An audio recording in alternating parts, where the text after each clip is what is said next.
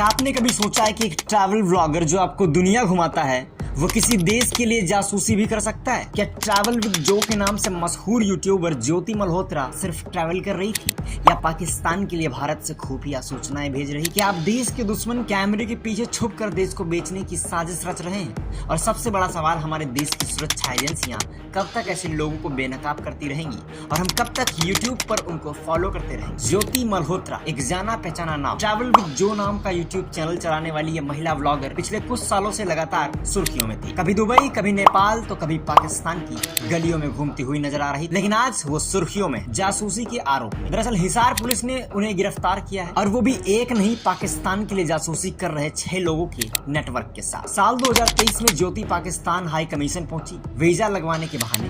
वहीं उसकी मुलाकात होती है एहसान उर रहीम उर्फ दानिश से। ये वही दानिश है जिसे भारत सरकार ने पहले ही पर्सोना नॉन ग्रेटा घोषित कर दिया था, यानी भारत के लिए खतरा।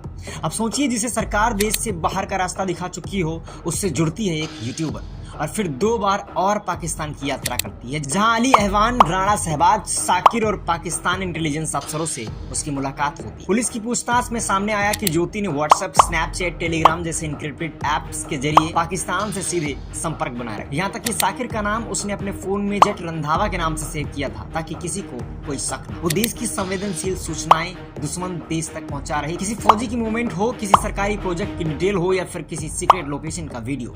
अब सोचिए, एक ट्रैवल व्लॉगर के पास ये सब क्यों था? अब उसे गिरफ्तार कर लिया गया है। शनिवार दोपहर को उसे अदालत में पेश किया जाएगा। पर सवाल यह है, क्या सिर्फ गिरफ्तार करना काफी या उन सभी को भी एक्सपोज करना जरूरी है जो उसके यूट्यूब चैनल को प्रमोट कर रहे थे, जो उसकी फंडिंग में शामिल थे? देश को खतरा अब बॉर्डर से नहीं, मोबाइल स्क्रीन के अंदर से, जहां ट्रैवल ब्लॉगर बनकर लोग देश को बेचने आते हैं और हम उन्हें लाइक और सब्सक्राइब देते हैं। अब वक्त है सवाल पूछ, क्या हमें हर चेहरे पर विश्वास करना चाहिए या फिर देश के दुश्मनों की पहचान करने के लिए डिजिटल सतर्कता की जरूरत है? जिनके कंधों पर कैमरा था वो कलम नहीं खंजर चला रहे थे, और अफसोस से खंजर चल रहा था अपने ही मुल्क की पीठ में। ज्योति मल्होत्रा गिरफ्तार हुई है, लेकिन सवाल सिर्फ एक चेहरे का नहीं, सवाल उस सोच का है जो घूमने फिरने के बहाने मुल्क की मिट्टी को बेच रही है। ये सिर्फ जासूसी नहीं, ये भरोसे के साथ किया गया कत्ल है। और जब मुल्क के भरोसे को कोई छलनी करता है तो चुप रहना भी गुनाह हो जाता है। अब वक्त आ गया आवाज उठाने का, वक्त आ गया आंखें खोलने का, क्योंकि अगली ज्योति आपके मोबाइल स्क्रीन पर भी हो सकती है। और याद रखिए, देशभक्ति सिर्फ वंदे मातरम बोलने से नहीं आती। देशभक्ति तब आती है जब हम अपने राष्ट्र की आंख, कान और जुबान बनकर खड़े होते हैं।